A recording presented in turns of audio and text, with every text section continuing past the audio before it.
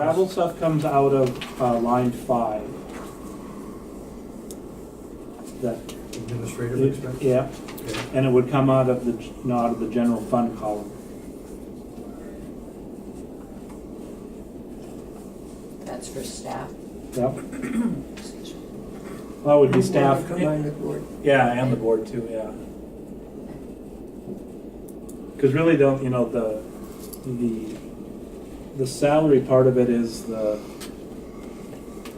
staff that works, a lot, like the 4 of us, or 5 of us with Sarah, like that, and then it's some of the other managers that we get our management fees for that way, so. But we don't anticipate any difficulty in paying for the travel, the additional travel that was. Not that I see as, at the moment. Okay. All right, that's what I wanted to get a little bit of update on. Because basically, the general fund is based on the management fees and bookkeeping fees that we collect from low rent and from vouchers, so if they start struggling, then gen fund starts struggling. Kind of a little bit of a trickle down effect, so if we, if we get the, if they get the 20% more for admin fees for vouchers, then that will help that out a lot. Yes, yes. Okay. All right. Anything else? No, any questions?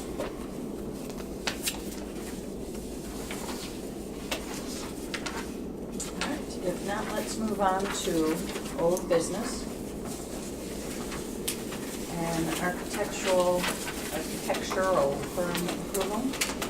Yep, Steve put together an RFP and sent it out to 30 firms in the region. We got responses from 8, and we shortlisted 3 of them for interviews. We conducted interviews and scored them. And Steve, you can present that piece, I guess. We selected a firm to recommend to you that we would ask that you approve our entry into a contract with them. It's a 1-year contract, renewable for 5 times.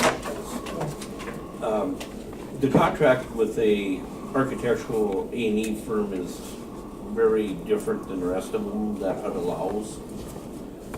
What we can do is they go on the premises, legal fees, banking fees, and A&E are the only ones that are allowed to, everything's still a 1-year contract. But we can do 4 more 1-year contracts after that. They're just like all other contracts, except for at the 5-year, we can renegotiate with the same firm for what their increases are gonna be, and we can re-sign another 5 more years after that. Without having to do another Without RFP. having to go through the whole process, being that it's quite elaborate. So, Well, we want to have some continuity with an architect, because some of these projects take 2 or 3 years. And yeah. doesn't make So- sense to change horses in the middle, so. So they try to keep it that it was, and like Lynn said, we had 8 that sent in an application, and we narrowed it down to 3, and last Friday, me and Lynn sat down with each one of them, and we had interviews, and EAPC, JLG, and Schultz and Associates. And they each got an hour and a half to present their case, I guess the way you would put it. And then we scored it. And I just combined, there was a total of 180 points for the scoring, and EAPC came in at 168. So they're the one between me and Lynn that we feel would be our best match. All 3 of them put on really good presentations. Yeah, we'd be hard to say no to anything. Yeah, and it's one of those deals, and I guess our feeling is we went with them because of the upcoming New Horizons, Pioneer Manor work. They had a little more experience with occupied buildings and renovation and that kind of thing than the other 2 firms. which is gonna be a big piece in this, working around tenants and how do you control, you know, dust, noise, and stuff like that. So we look more at them because of that. Second place was JLG at 163, and then Schultz came in at 161.5. Now, the only other part of this is we still need to sit down with them and work out a contract and negotiate, you know, the fee rates and all that. If we can't come to an agreement with them, then we're allowed to go to our second choice. I don't think we're gonna have that problem. But we did discuss that Yeah. generally in our interviews. Yeah, So you discussed that with all Kinda three? comparable. yes, yep. And so I guess our recommendation is to go with EAPC. And we need a motion to approve this. I'll make the motion to approve them as our project architects. I'll second It's been moved and seconded. Is there any discussion? Well, the only discussion I would have, the only way this would change is if we could come to an agreement on the fee schedule, is that correct, Lynn? Yes. Okay. And then we bring that back to us if there is some discussion? Or Sure, yeah. Or, no, I guess the second part I was gonna ask is, would you bring back, or would you just, are we gonna authorize to just go ahead? No, we have to come back. Okay. Because we're asking for you to actually, Mike, approve them as and if- Specifically. specifically, but HUD does have it, so we don't have to go through all of this again. We can't come to an understanding with them, we can go to our second choice and come back to you for approval to switch. Okay. I guess I didn't say that. So That's good clarification from my standpoint. it's been moved and seconded to accept EAPC as the architectural firm if a agreement can be reached for the cost. All those in favor say aye. Aye. Opposed, same sign. Motion carries. Okay, on the New Horizons and the Pioneer RAD projects, we've got all the components of the application assembled, ready to send that in, with the exception is we don't have all of our development team on board yet. Part of that is we've sent out an RFP for a legal firm that has experience working with the tax credit program. And we've given them, I forgot what you gave, at the end of the month? I gave them till April 1st. There are just only a dozen firms like that in the country, so, we've, you know, as the executive director of BSI, I've worked with Winthrop and Weinstein for 15 years in Minneapolis, and hopefully they're the low respondent, or one of the respondents, so we need to get a law firm on board. You know, we went back and forth with BSI, we weren't able to come to terms with them working in a consulting capacity. I think our last offer was something like $250,000 to put in, up with 3 applications. We found, so Dan declined, they want to do development work rather than consulting work, which is Can much I more just lucrative. ask, was the RFP for development? The initial was for consultancy, or the initial advertising, it actually was stated both ways. So,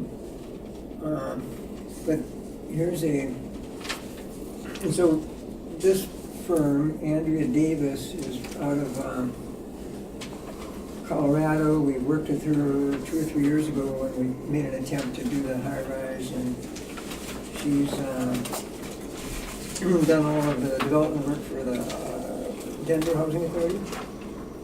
And I visited with her, you know, she would do what we've asked for under $20,000. So it's hard to not work with that. And then I also visited with LSS Executive Director Jessica Thomason. And Jessica has LSS has development capacity there. They're agreeable to providing some assistance too, so. In addition to Yeah. this? And I think Andrea is perfect for doing, you know, an overall looking over our shoulder. I mean, we don't need a developer. We know what the development looks like. It's really packaged. We just need, I don't have the free time to devote the, 15 or 20 hours of focus it takes to put an application together, or 30 hours. But we know what, I know what needs to go into it, so we just need to do the mechanics on it. So Andrew can help with overall scope of the project and financial viability of it, and verify my work doesn't have errors in it. She can do an application if we ask her to, or LSS, it sounds like can do an application, so. When does this have to be in? There's no deadline for it, but we would like to have it done by September. It's kind of our Application submitted? application By the submitted, end of and the September? only reason I say that, it's a 4% application, so you can do that at any time of the year. So as soon as we have our team all on board, which should be within a month, we're prepared to do it. And I think I just need to check with Andrea about timing. One of the components of the financing is a Federal Home Loan Bank application. And I think we're not gonna know the outcome of that until September. So I think waiting until that occurs, and then we'll have a better handle on what kind of resources we've got when we make our 4% tax credit application. But we're trying to get it all done so in early spring of next year, we can start construction.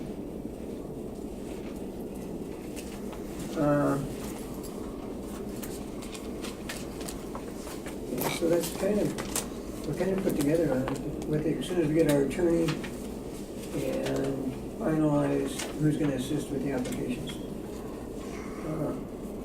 We started with BSI. They had proposed, Dan looked at it as being the developer, and taking anyone 80% of development fee. And which in another sort of development that would certainly be reasonable, but we're providing all the financial guarantees. We're providing the properties to the deal. We're providing, we're doing our own architecture. We're doing the monitoring, construction, doing all our relocation. So most of what would normally be falling to the developer, we're doing. We just needed some help putting the apps together, so. Dan felt, and you might hear directly from him in your board meeting, he felt their time is better spent doing development rather than consulting, so, which is okay.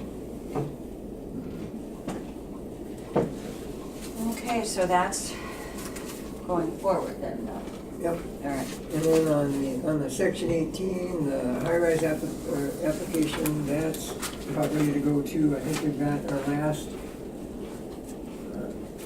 I think I don't know that I ever shared this, and it's a part of that high-rise conversation. It's our most recent cost estimate. To redo it? This is what HUD requires as part of the Section 18 application. They wanted to confirm that it wasn't practical to do the rehab, so we had to do this cost estimate. So if you look at the last page, it's $24,441,000, or $441,000. In addition to that, we've got relocating 248 tenants, another 14 or $1.5 million on top of that, $1.4 million on top of it. So that's what HUD looks at, and they look at that compared to the cost of the new construction, and this is about 68% of the cost of new construction. Yep. Their threshold for the qualifier for disposition, I think, is 60%. 57.93. Well, thank you. All right. I've worked with this a lot. I got this stuff all memorized. So we're way over the threshold for what makes sense in terms of replacement or rehab, so. The only thing we gotta keep in mind is, again, as HUD goes through here, there's nothing that says they can't say, we're not allowing this cost. Right. So that could change. The only thing is, Will's been working with our consultant on this, but I wasn't in, with him. And the only thing that he says is, if there's something in here that HUD doesn't like, they can alter the numbers or delete it. So we wanna be above that threshold, kinda have a safety barrier in between what we gotta have and where we're at, in case they pull something. So this is not that low threshold, this is a high threshold, so Yeah. maybe. Well, and if they wanna raise any of it, now, like my asbestos, in here is from 2012, which is on page 3 of 4. It's from a company out of Minnesota. We did, back in 2012, when we were looking at trying to find the Yeah. funding to redo the building, Yeah. we did a full asbestos abatement demolition proposal from them. And I mean, it was at 2 million then. So these are the 2012 figures This for is the that. 2012 for that, so, not necessarily, I don't think we'd probably get it done for less than 2.5 million now. But again, we didn't wanna put numbers in, you have to support where you got your numbers from. And they wanted some, the most current analysis of, so that's what we sent them.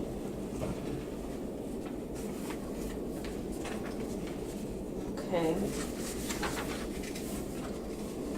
So I think you've already approved submitting that, and I think, like I said, we've got all the components together. I just have to package it and send it to the SAC, which is the Strategic Application Center in Chicago, and I think then what they do is appoint a rep that's gonna do work with us on a full application, so.